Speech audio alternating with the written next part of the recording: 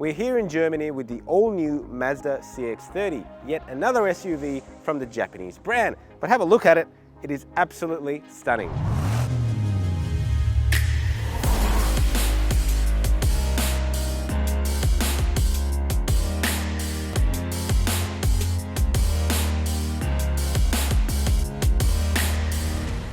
Before we jump in though, I do actually want to show you the car in a little bit more detail. This is using a very mature version of Mazda's Kodo design language. I'm usually not a big fan of chrome, but I think in this car they've actually done a really good job integrating it really well with the black. So they're using sort of, chrome is a bit old school and gloss black is very new, but they've actually used both and it looks really, really nice.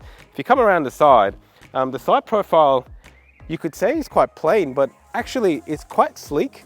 And I think that's one of the design criteria for this car. It's meant to be bold and sleek, and I think they've kind of nailed it if you look at it from the side. It looks really, really smooth.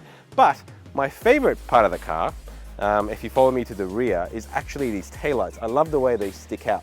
It's very Mazda 3, which is a very good looking car, and I think this really adopts it well. And the boot, if we open it, is quite big. You can see here it's not quite CX-5 size, but it's a huge improvement over the CX-3, and that makes this thing so much more practical.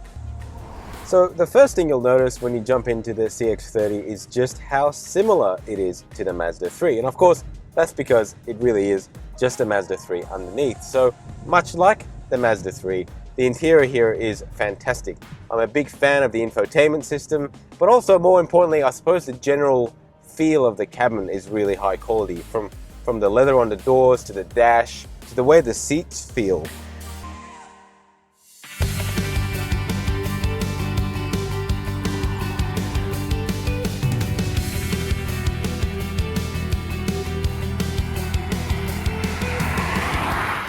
Mazda has made a huge deal about how important the seats are in this car. It's all about supporting your pelvis so that you sit upright, and I can certainly feel that sitting here. There's definitely a lot of emphasis on sort of pushing on my back to get me to sit upright, and it feels quite nice to drive. It's a very comfortable driving position. But you know, going away from that, simple things like the air conditioning dials feel really nicely weighted, and although this is technically a mainstream car from a mainstream manufacturer, you really could compare this to something from the more premium brands. This car is positioned between a CX-3 and a CX-5. Now, of course, it would make sense to call it a CX-4. However, that car already exists in China, so we have the CX-30. However, that shouldn't take away from the position of this SUV because it literally sits right in the middle of those two. So if you have the one kid, or you know, if you don't need a bigger SUV, then this car makes a lot of sense. However, what I would say though is this is best compared to a Mazda 3, because really it is just a Mazda 3 on stilts. And if you add about $2,000 to an equivalent Mazda 3, you're likely going to get the price for this car, but we won't know that until later this year.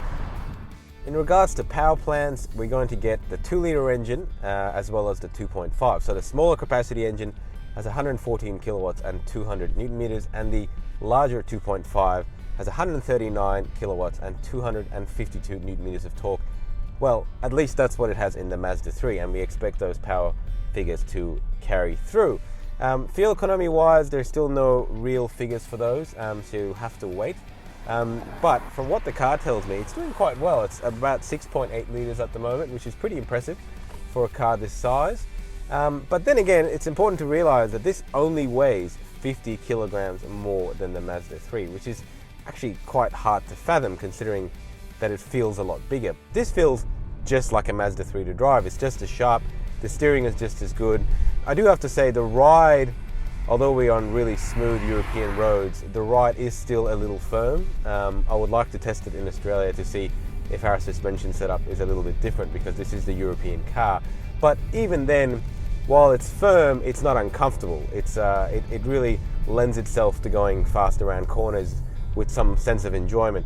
It's not that quick. Perhaps with the 2.5 liter, which I haven't tested, it'll be a different car. But overall, if you're looking for one of these, you'll be waiting till 2020, early 2020.